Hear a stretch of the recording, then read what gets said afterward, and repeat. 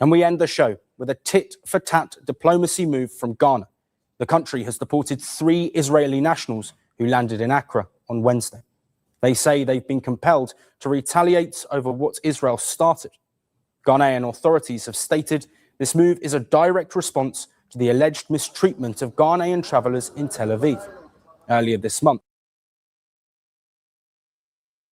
All right, welcome to This Week in Ghana, your twice monthly live stream where we talk about all things around the country of Ghana and sometimes on the continent of Africa. I will turn it over to our co-host before I introduce myself. Good evening, everyone. My name is Ivy Prosper, and it's a pleasure to once again be here live with Joe Hatagwa from Authentic African. I tell stories from Africa and the African diaspora. On my channel, I share information about Ghana and sometimes stories about other parts of Africa.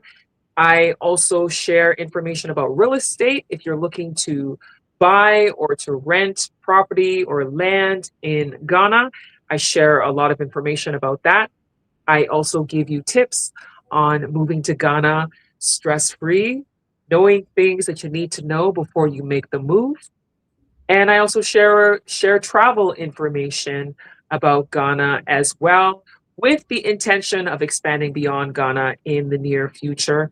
I also offer consultations on Ghana. The link is in my video description that you can tap to book a consultation, as well as I have a book called Your Essential Guide on Moving to Ghana, which is available on Amazon. The link is also in my video description. You can tap that to purchase that book. Or if you just want to support the channel, you can do that through Super Chat by tapping the $sign in the chat to make your support. As well, if you want to make a direct donation through PayPal, you can tap the link in my description box for PayPal support. Or through Zelle, there is an email, info@ivyprosper.com, to send support through Zelle. As a content creator, many of us like to use PayPal, Zelle, and other ways to get support because it goes directly to the creator. When you do the super chat and the super thanks, YouTube actually takes 30% of that. So if you've sent $10 on a live stream to someone through YouTube, that creator is getting $7 because YouTube, Google is taking $3. So that's why sometimes it's great to support the creator directly so that they can get the support they need to continue the work that they are doing. Excited to be here today to have this conversation with breaking news from Ghana. Awesome. And I am Joe Hatagwa from Authentic African. Our goal is to get people to do one of 3 things or 2 of 3 things. Visit, move, and invest on the continent of Africa. We're bridging the gap between those living in Africa and those living in the diaspora. You can check all of that out on my website. It's AuthenticAfrican.com. We also have merch for sale. The merch does say all things related to showing your pride about the continent of Africa. So we have stuff with Stolen from Africa and just calling out the colonizers of Europe. And also we have some things around the Moors and their ruling of Europe for the time period that they did, 700 years or so. So if you're interested in any of that, you can go to the website and find it there. All right, so today we have a number of stories that we are going to be covering. First of which you saw at the onset, and that is Ghana deporting Israelis in retaliation for alleged mistreatment of Ghanaians in Tel Aviv. I'm going to play a little bit more of this video, and then we will have some commentary on the other side.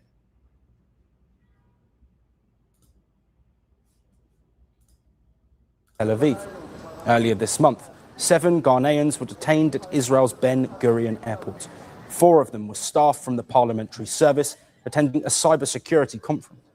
Accra says their citizens were held for 5 hours without a justifiable explanation. 3 of them were deported, while the rest were released after intense diplomatic pressure. Ghana's foreign minister called the treatment humiliating. He also summoned Israeli embassy officials in Accra and demanded respect for their citizens. His directive was plain and simple: 1 Israeli for every Ghanaian sent back. The Israeli authorities have now apologized for the action they carried out and have called for de-escalation because we made it clear that if they deported 10 Ghanaians, we will deport 10, 20 will deport 20, 50 will deport 50. We are not going to accept this. And according to Ghana, the row is linked to Israeli accusations that it wasn't cooperating over deportation procedures.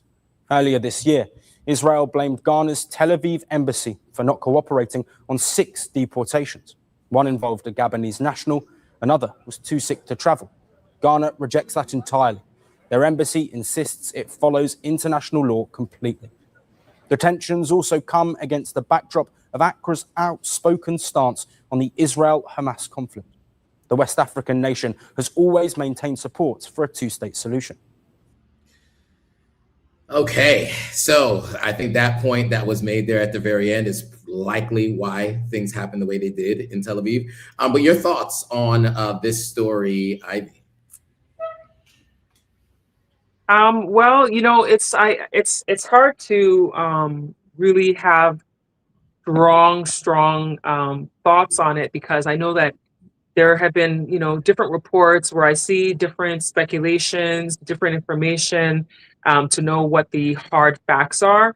But what I do know is from reading, like from the BBC, that it confirmed that 3 Israeli nationals were deported from Ghana. I believe it was on Wednesday, and that it does appear to be in retaliation to the Ghanaian nationals who were held and deported from Israel.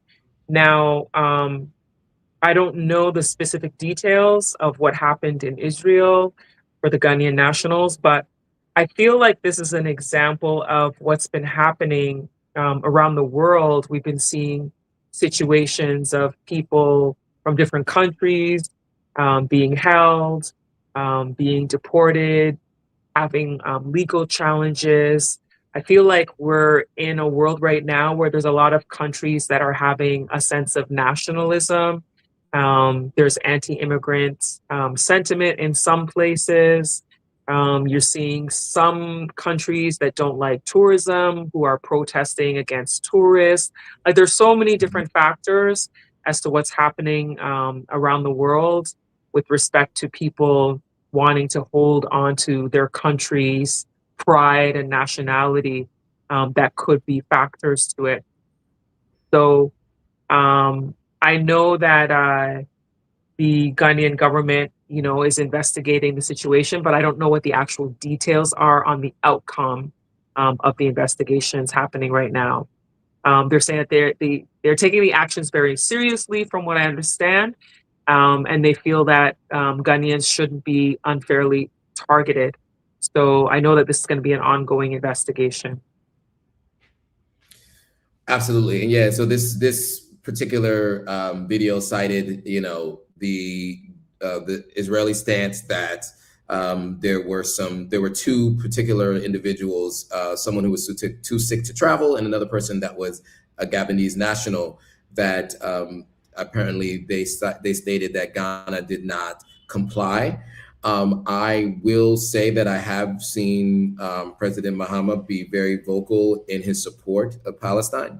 I don't know about the individuals who had traveled to Israel and their support of Palestine, but I do know that those who have been supportive have been treated similarly. This is a pattern in Israel for how people who have been in support of Palestine have been treated. So I would not be surprised if that had a lot to do with that particular, you know, that stance that the country has been taking. I will say too, you know, I'm sure more information will be coming out over the coming weeks. I do think it is important that if something like this does happen, there's a show of force, you know, and, you know, this particular, you know, news station or First Post said that this was a tit for tat. And I don't think in every circumstance it works, but I think for Israel, it matters because they're in need of support from different nations for the atrocities that they've been involved in over the last 24 months or so. And so I do think that as their support has dwindled, it does put Ghana in a position of strength in this particular instance on the deportation and the response. Generally, it doesn't always have that same kind of impact. Like, there's been some threats by African countries to, for instance, the United States. When the United States has made visa restrictions, that hasn't been helpful. But I think in this instance, it seems as if Israel has capitulated, has apologized, according to some officials from the Ghanaian government. And so it seems to be working. So we'll follow along with this and keep you guys all posted. You can see how careful I am with my words, because I'd like to stay alive and I'd like to stay monetized. And so you guys have to understand, we have to be very careful when we talk about this topic. So yeah, I will leave. It's actually a topic that I thought about even avoiding completely. Yep. Yeah. I mean, we all have our stances, right? And we have to be very careful because, there's a lot of talk, and I don't want to spend too much time on this, but there's a lot of talk about dual citizens potentially losing the ability to have citizenship elsewhere as an American. I am one of those people. There's talk about checking people's social media before they enter the country, right? Yeah. So, that makes presenting this kind of information to you all, which is really important, difficult to do. And so that's why your support for us outside of the social media platforms will help go a long way for us to be able to continue to bring this information to you without having to worry about being censored. So keep that in mind when you're thinking about, how you want to support us. Just remember that, we are limited to what we can really talk about on platforms like this, but the platforms are big enough to give us the broadest reach to be able to get to as many of you as we can with this kind of information. With that, we will move on to the next story. I don't want to spend too much time on that. Jada just says, loving that tit for tat. Sometimes us Africans forget we got teeth and we got to bite back. There's Jada.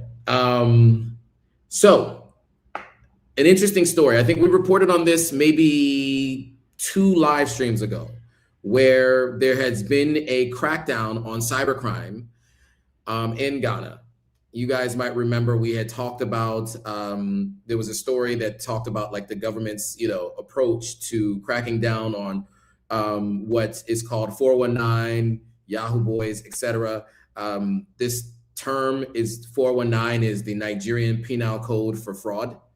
And so it's kind of picked up that name, and people use that name across West Africa when they're describing fraud, even though maybe every country doesn't have the same penal code, they still use it to describe it. And then also too, Yahoo Boys just references in the early 2000s, the Yahoo email addresses were the first to be widely used in places where some of these scams had originated from. And so that was the reason for being called Yahoo Boys, because they were using Yahoo email addresses to do those print scams, bank account scams. You've probably seen these emails in your Yahoo email address. You know what I'm talking about. And so that's why it's called Yahoo Boys and 419 scams. So the biggest of these was a few years ago, a gentleman by the name of Hush Puppy, that I can't remember his real name, but that was his online persona, 3 million followers, friends with all the major Afrobeats artists. He is currently is in, if I'm not mistaken, he's in Brooklyn, but he's definitely in New York City in the United States, serving out was it a 6-year sentence, or was it a 6 to 12-year sentence? I can't remember exactly what it was for this exact offense. And so Ghana has been cracking down on this, and there's a story that speaks to the fact that a Ghanaian national and 32 others, it seems like in separate but similar instances, were accused by authorities, in this case, this Ghanaian national, of $8 million romance scam allegedly linked to a massive luxury mansion in Ghana. So I'm going to play this video and maybe another quick video just with the response from the the minister in charge of this, so you guys can get a chance to kind of see what exactly the lifestyle was looking like for individuals who had been participating in this illicit activity. Here's one of the biggest mansions in Africa, Ghana. Abu Trica's house inside Swedru.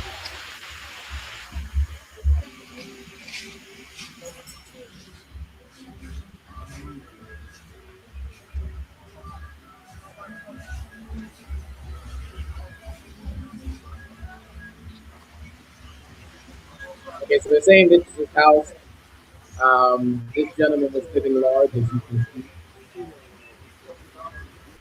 And then I just want to take you to the minister's response really quickly, because I do think it's important to hear from them directly what exactly has been going on and what the plan is. I think I have it here.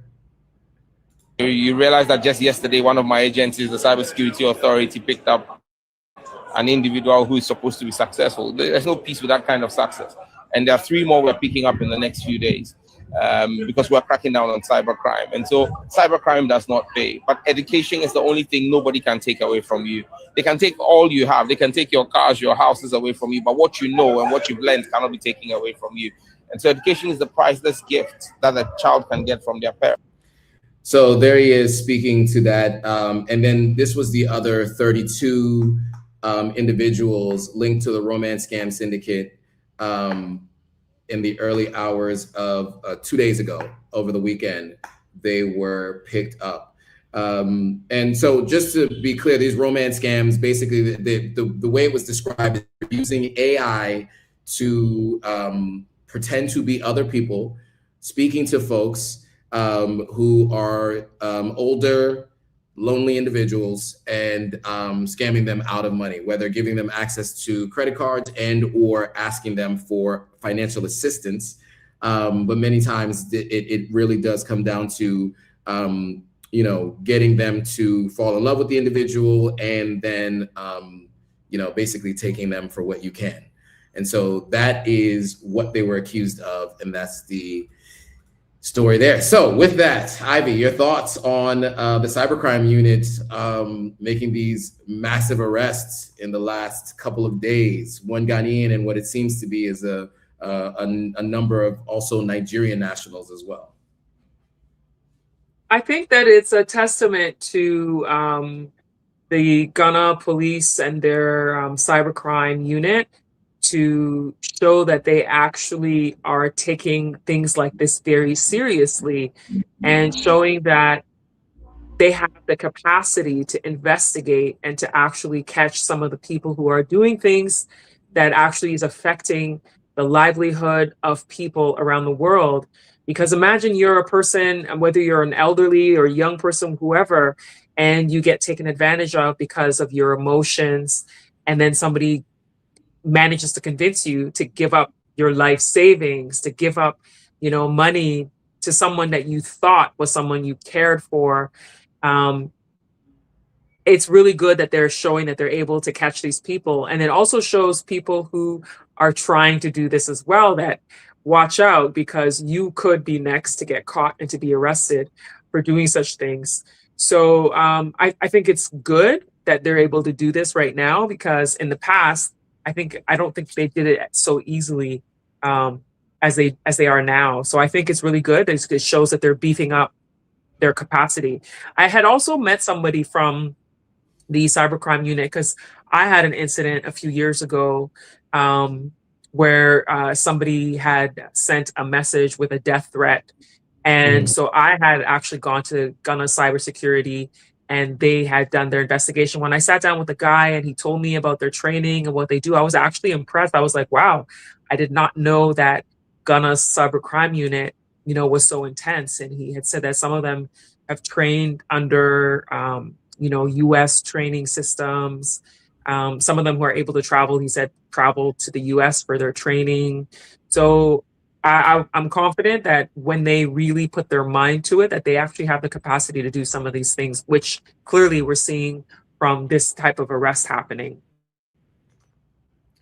Absolutely. And I'll give some anecdotal insight into my personal experience. As I mentioned, I will limit the exact experience, but I will say someone formerly close to me had someone formerly close to them who happened to be one of these Nigerian nationals living in Ghana perpetrating this same scam. I don't know if he was picked up as one of these people, but from what I understand, I don't know him personally, but he was close to somebody I used to be close to. What I do know is the way these things work is these guys will rent a house and they'll have 6 or 7 younger guys working for them and having multiple phones, multiple apps, Tinder, all the different apps, change their IP addresses and or sometimes utilize, the fact that they are in Africa. But many times they don't use themselves, right? They use images of other people. The old school version of this was they would catfish them, right? They would use images, but always say, the connection here is so bad, I can't get online. I think because of shows like Catfish and then technology improving, they've now moved to AI. So they can no longer last 6 to 12 months with someone without ever having a video call. I think people are hip to that now. So they've now moved into using AI avatars, right? Where they can look like they're the one speaking, but someone else is actually the person speaking, but it's somebody completely different looking, showing up on camera. And it is, we are there now. And so when you're dealing with folks who are, older boomers or even older Generation X, closer to the boomer stage, you're finding folks who aren't as savvy on these kinds of things. And to be honest with you, I mean, there are people recently as high up as certain levels in government in the United States who've also pushed out AI misinformation mistakenly. So it is not rare that there are people that are going to be falling for this stuff. But from what my understanding, these individuals have giant windfalls. I mean, sometimes they can get $10,000 at a time, $15,000 at a time. And the guys running the scam with all the people working under them pay those guys just a housing fee. And those guys just get to be around you to learn from you. And then they go off and do it themselves. But the person who's running it gets to keep all the money.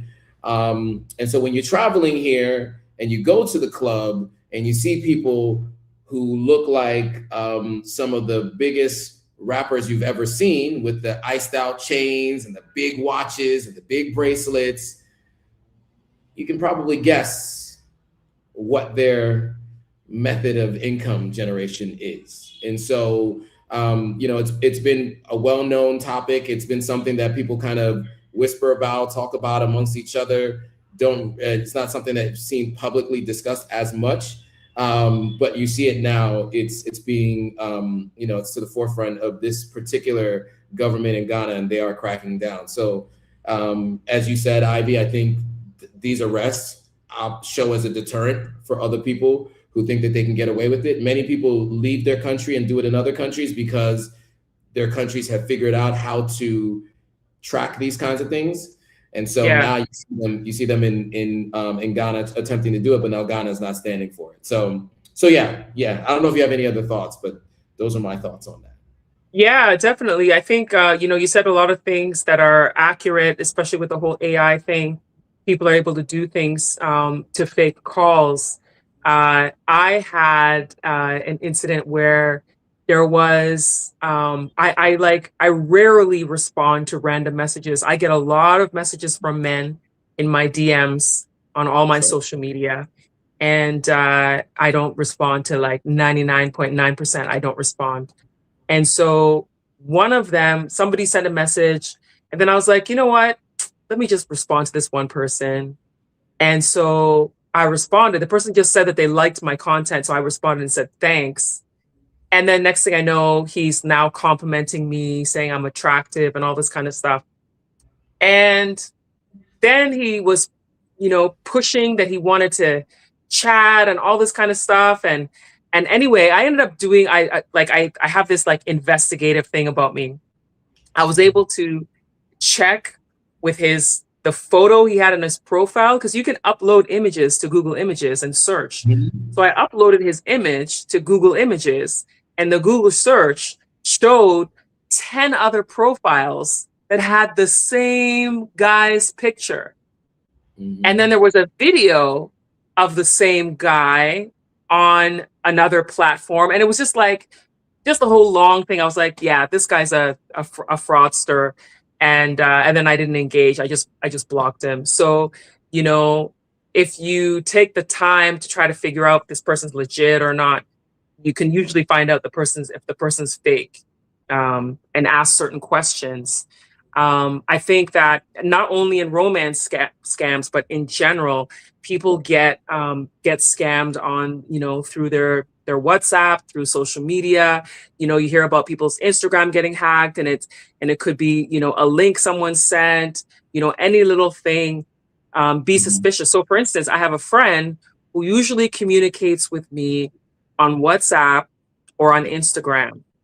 Then all of a sudden, this friend started sending me text messages. And I'm like, this person doesn't send me text messages. This is very unusual. And immediately I was like, this person's phone must have been stolen or something, that now the person is texting me, which is unusual behavior. And so we always have to ask ourselves, like, think about the people you know. Is this behavior normal?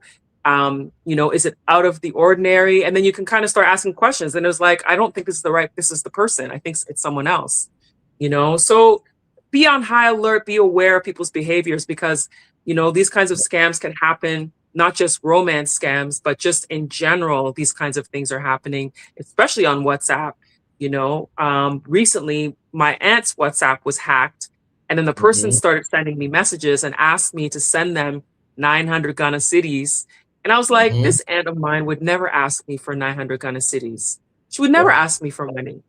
And so then when I started asking questions, I was like, when's my birthday? Like, start asking these questions that if the person knows you, they would know some of these answers. And I'm like, I just talked to you yesterday. What did we talk about? Then suddenly the person's like not responding, because now they're realizing I'm checking to see if you're really who you say you are, you know? Right. So yeah, ask yourself questions before you really engage. Yeah, that's a great point. And I'll just add one more piece to that before we move on to the next story. So those of you who are traveling to West Africa, to Africa in general, international travel, you're going to start using WhatsApp more, right? You can become a part of the WhatsApp culture. Things get forwarded all right. People love to forward stuff. And then the other thing is, you're going to be joining a lot of different groups, and you want to be in groups. What a lot of these groups are open to the public. They don't require, not everyone requires a verification before people enter their groups. Because of that, bad actors join these groups, and then they utilize things that are happening in those groups to message you. It's another form of a phishing scam. I don't know if you guys are familiar with phishing scams, but sometimes somebody will send you an email.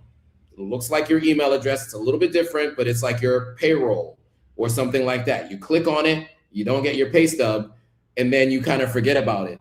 Well, 6 months down the line, they now have information. They've now combed through your emails, and they might email the finance team and pretend to be a client and say the bank account changed. And this happens all the time. So a similar version of that happens on WhatsApp. They'll join a group, and let's say the group has an event coming up, or Zoom coming up, or they have an event you have to register for. So they'll look for that registration, and then they'll send you a private message and say to you, hey, you forgot to register. You need to register now, or else you won't be able to get in. And just think about any time somebody uses a sense of urgency like that, when they don't normally do that, right? Yeah. So you need to do this now. If you don't do this now, you're not going to be able to get on this trip. You're not going to be able to do this. You know, all the different ways that they try to use a sense of urgency to get you to move now. Because if you sit down to think about it, you're going to maybe make a different decision. So they use a sense of urgency and a fear of loss to get you to make that decision. Yeah. Once they do that, that's when you end up getting messages like what Ivy mentioned, or messages like what I got. So you guys might remember Aisha Ladan, who has been on the channel before. We went through what the conversation looked like between the person who had hacked her account and what they said to me. And I think it was also because she had been in a group and she clicked on a link. And then another friend of mine Same thing happened with her. She was in another group. I get these messages all the time. I'm in about like 50 different groups on WhatsApp. So I get messages all the time. One thing to be wary of is the 234 area code. Country code. The 234 country code a lot of times gives it away. I just put it that way.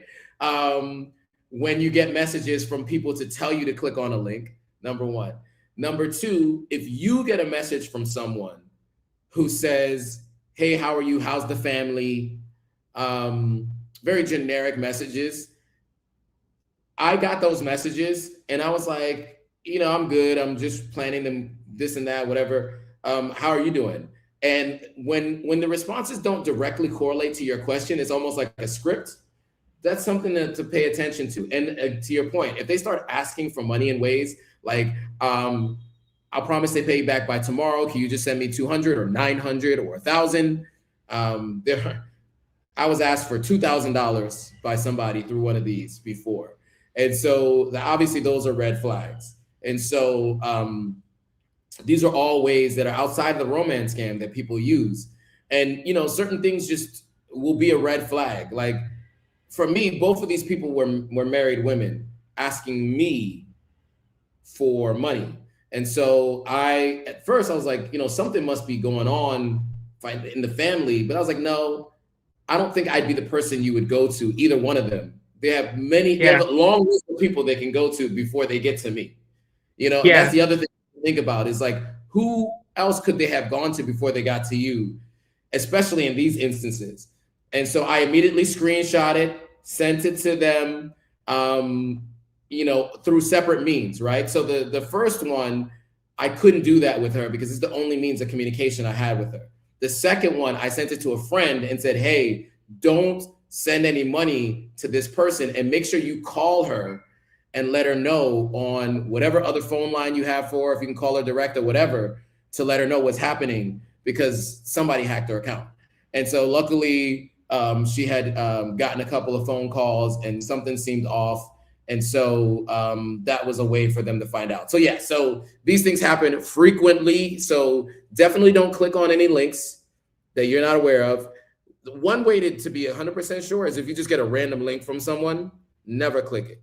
If somebody sends me a random link out of nowhere, even if they're used to sending me stuff, because almost everybody who sends me something with context, right? Like people will send me stuff they want me to post on Authentic African. They usually send it with context. They don't just send a link. So if you just get a random link, you should probably respond back like, what is this link of, right? And then you can go from there to determine if you're going to actually click on the link. So that is a recommendation I make. It's a long diatribe, but I think it's important for you guys who are all thinking about coming to the continent, who are going to be using WhatsApp. These are things that are going to happen that you need to protect yourself from.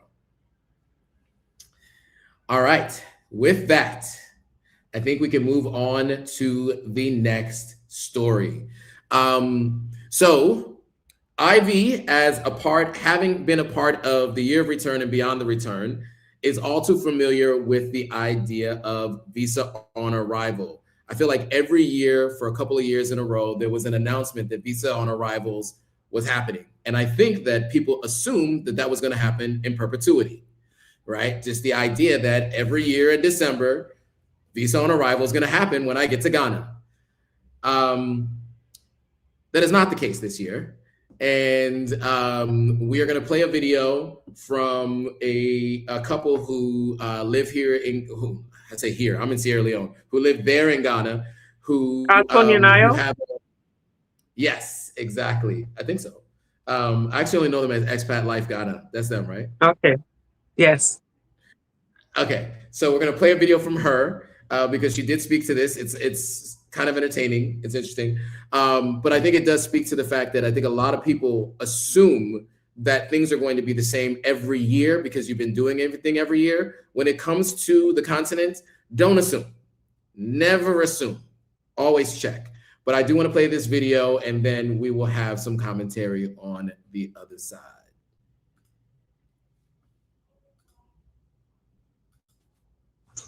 Don't come to Ghana, at least not without a visa.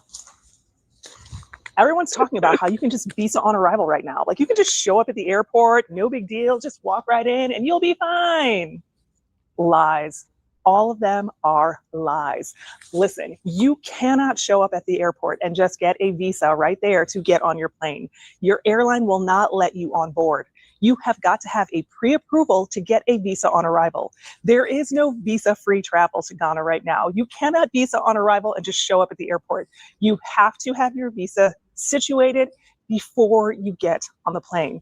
So before you pack anything else, before you start WhatsApping your friends and telling them that you're coming, you need to stop right now and make sure your visa is taken care of. I'll see you in Ghana soon. So it's funny. I was gonna do a video as well. Then I actually saw her video earlier today. I saw her video and I was like, oh, great way to go, Ayo. Yeah, I keep getting messages from people every day for the last few weeks asking me if visa on arrival is happening. Has visa on arrival started yet? When is visa on arrival happening? And it's because over the last few years, since the year of return, Ghana has been doing the visa on arrival for anybody coming to Ghana during the December in Ghana Deti December season. Usually from December 1st until January 15th is when it's been happening, over the last few years. But now with the new government, there is no visa on arrival this year. And a lot of people, if you've not gotten your visas before coming to Ghana, I wish you luck, because sometimes it can be a challenge getting your visa on time. A lot of people, when they're coming to Ghana, have complained in the past about trying to get their visa in time and it not coming when it's supposed to. Then you find out about these last minute situations that people are having to change their flights because they didn't come in time. So if you've not gotten it by now and you were planning on coming this month, I wish you luck, because you may not be able to come. It's quite possible. If you don't already have your visa, you can certainly try and get an express one, but know that there's a possibility it could delay, which means you could end up delaying your plans to come to Ghana. Yeah. Yeah, great point. Yes.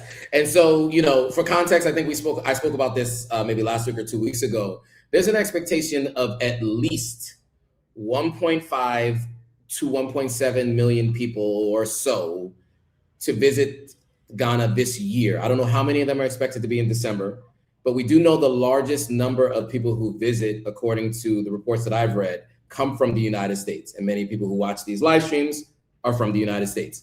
And so that would mean there would be a huge backlog of people trying to get visas to get in, because everybody's finding out last minute that you can't do visa on arrival like they had been doing the last few years. So there are ways to get expedited visas. You can pay a little extra. I've never had to get a visa to go to Ghana. So to be honest with you, I don't know the process.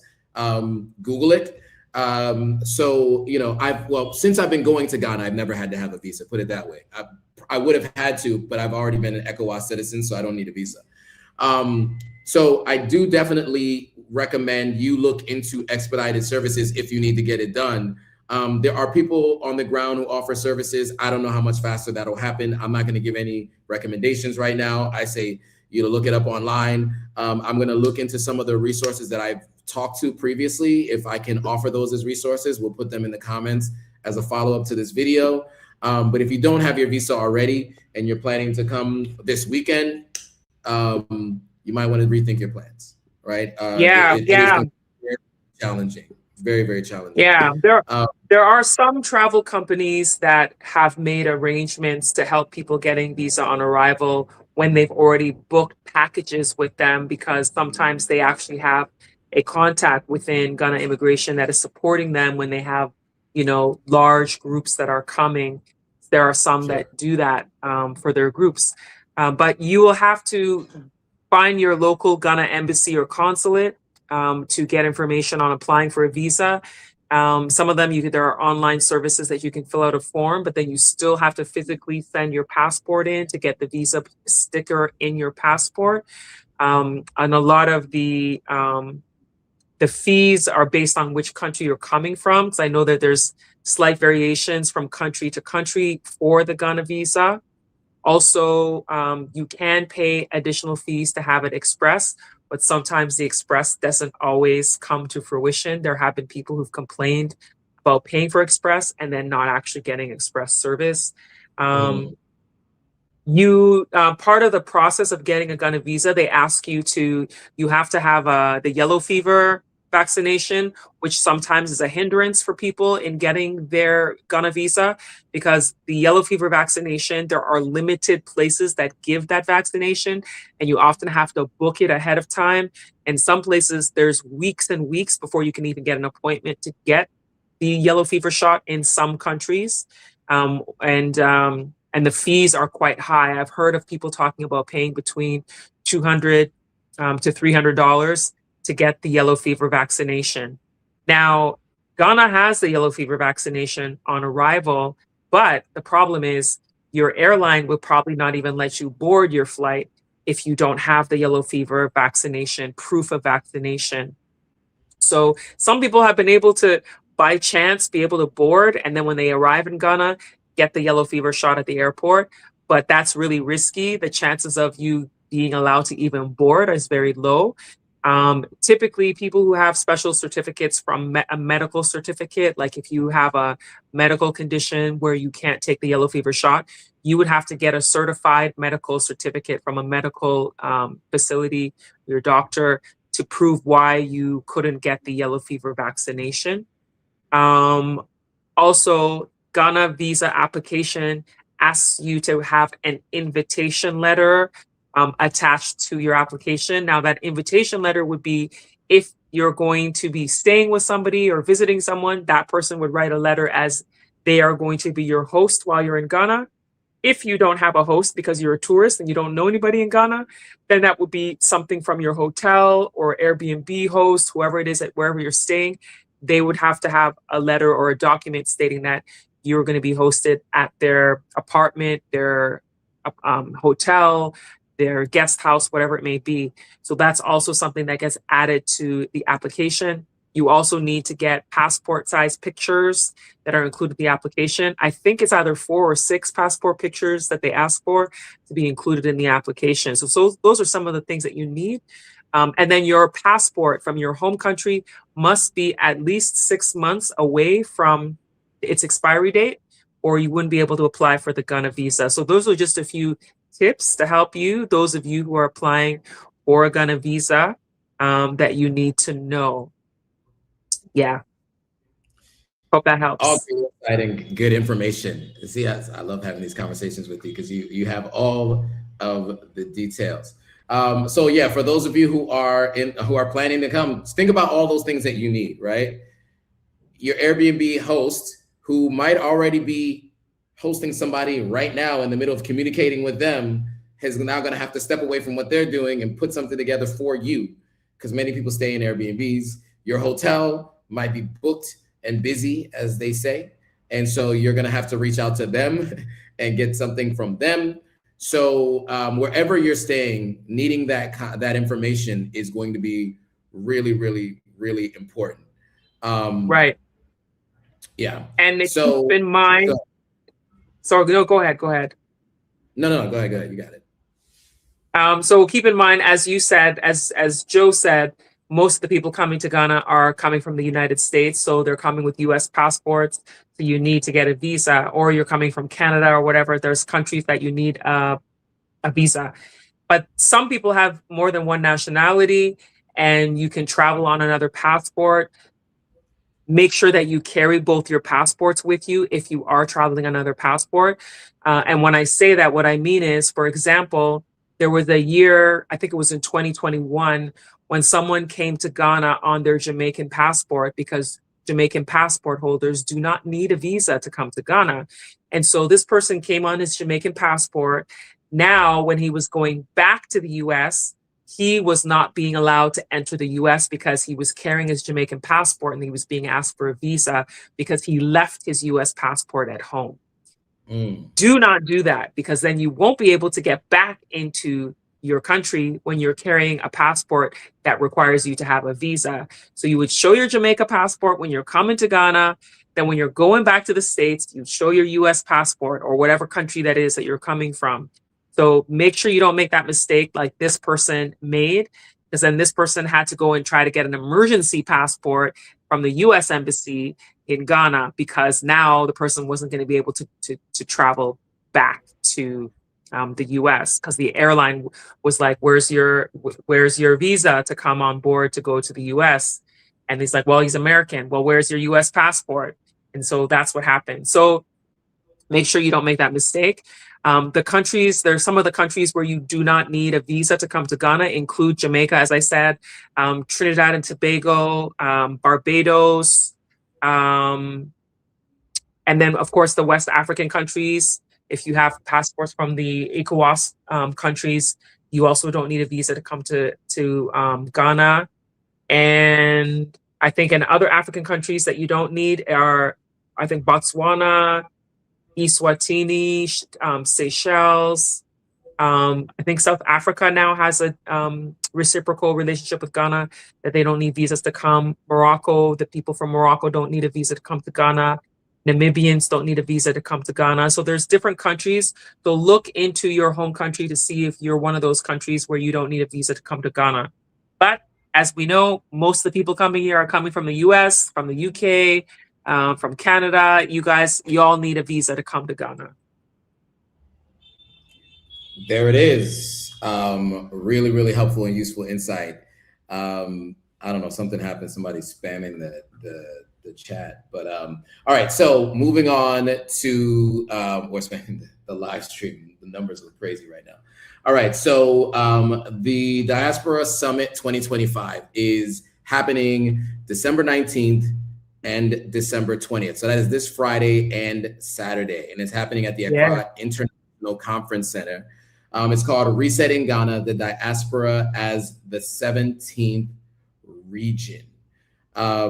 The Diaspora Summit 2025 is a global platform convened by the government of Ghana to advance a united call for reparative justice, healing, and restoration of dignity for Africans and people of African descent worldwide, rooted in the understanding that the legacies of slavery, colonialism, racial violence, and systemic disposition continue to shape contemporary economic and social conditions. The summit engages heads of state, thought leaders, scholars, activists, cultural institutions, and diaspora communities in changing the future grounded in justice and historical truth. I'm going to play a little video really quickly to get a little bit of an idea of how it's being promoted, and then we will have some commentary on the other side.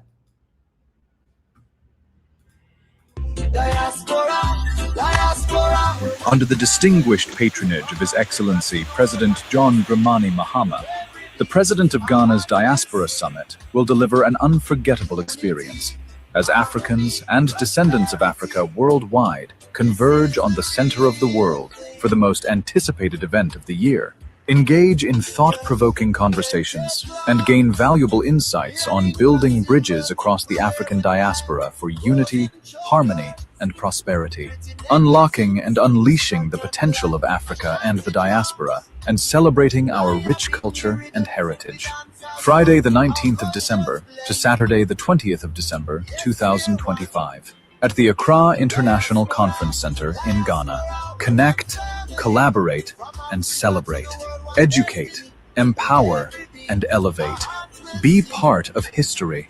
The inspiring oratory of influential leaders and changemakers, captivating cultural performances, and spectacular celebration with our global honorees from the African, Caribbean, and diasporan family. We are family. You will love it. Dress code, elegant. African and Caribbean attire encouraged. To attend, register now at www.diasporasummitghana.org. See you in Accra, Ghana. All right. So, Ivy, your thoughts on the Diaspora Conference? Well, I think it's going to be a big one, to be quite honest, because I missed the launch event that they did, but the launch event was huge. They had a lot of people who attended the launch. And so I anticipate that the actual event is going to be very big.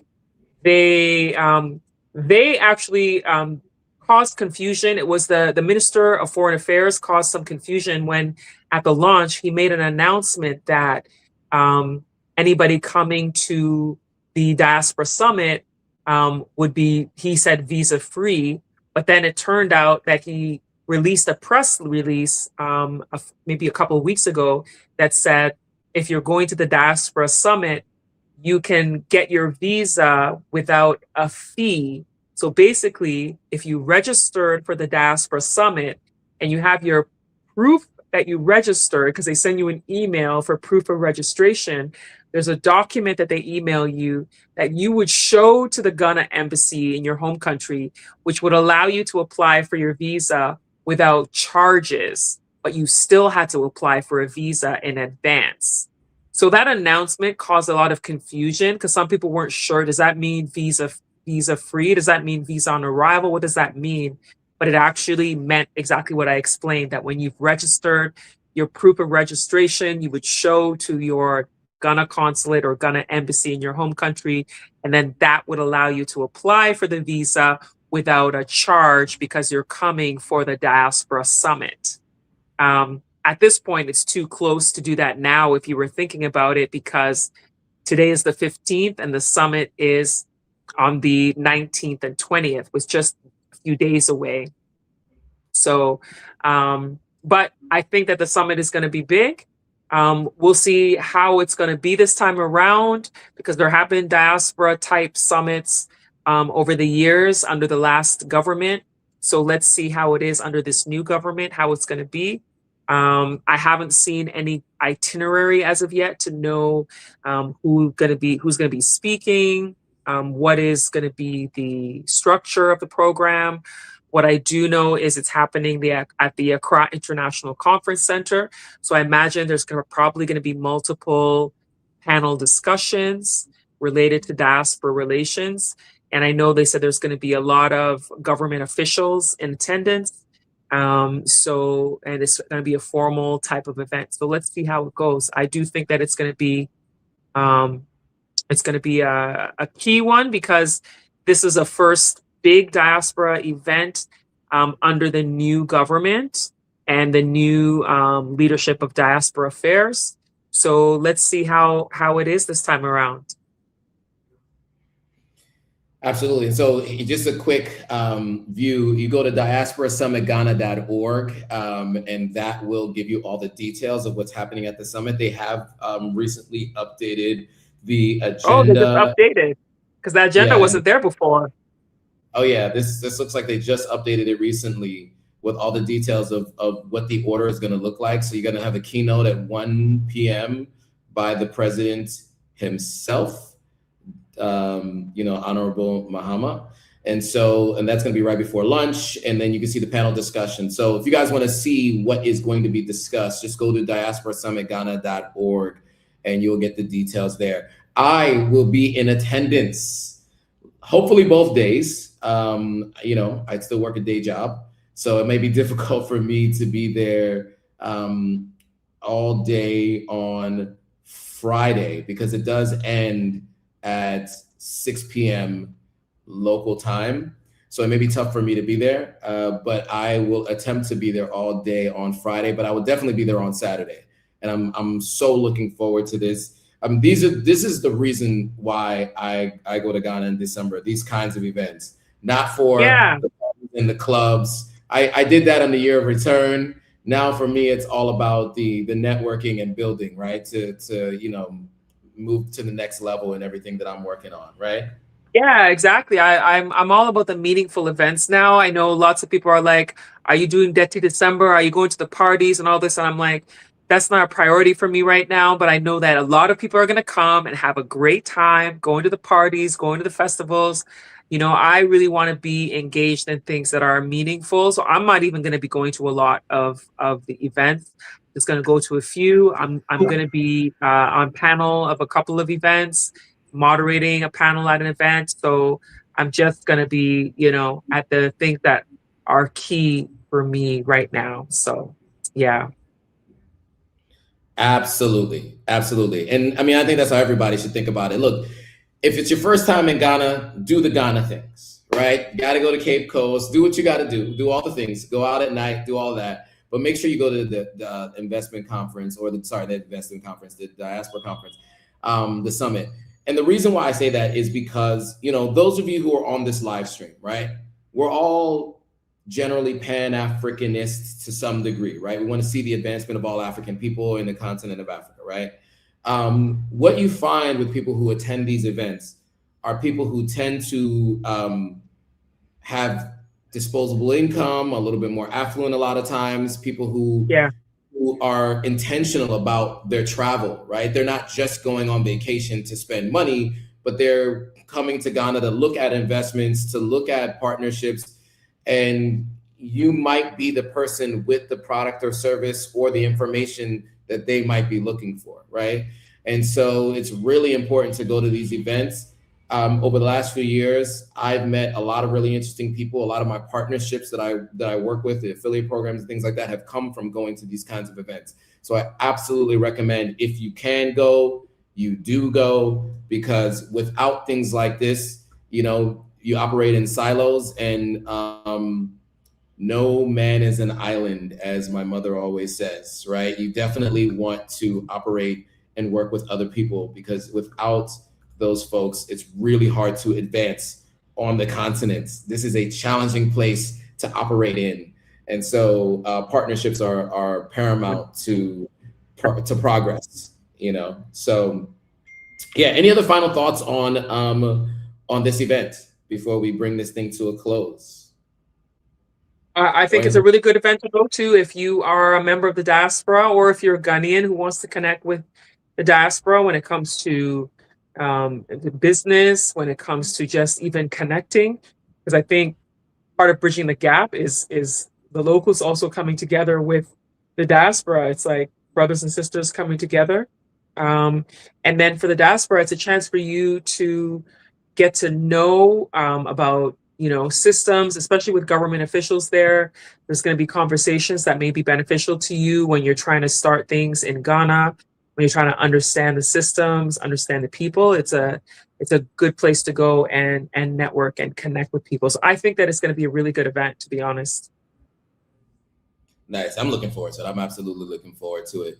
So I saw a couple people saying that they'll be attending. So hopefully we'll be able to catch up in person at this event. I'm looking forward to seeing you guys all there. I want to thank you guys all for joining. You know, we try to do this twice monthly. You know, the next one would be in the new year, it looks like. So depending on the day of the week and the situation that week, I don't know what day of the week it might be. But if we are back, we'll be that first week in the new year. If not, we'll be 2 weeks after that. But we look forward to seeing you guys. Enjoy the holidays, whichever holidays you celebrate. You know, to all the different denominations of all the things. You know what I'm saying? Whatever you celebrate, happy holidays to you guys. This live stream will not be back before those end of December holidays. Happy holidays, everyone. Happy holidays. There it is. All right, guys, thanks for watching. If you haven't already, follow Ivy on all platforms, follow Authentic African on all platforms. Make sure you like, comment, subscribe to the YouTube channels. Those things you can do for free to support the channels. If you want to support us in any other ways, they will be in the description as well. However you can support, we greatly appreciate it. And with that, thanks for watching. See you guys all in the next video. Bye for now.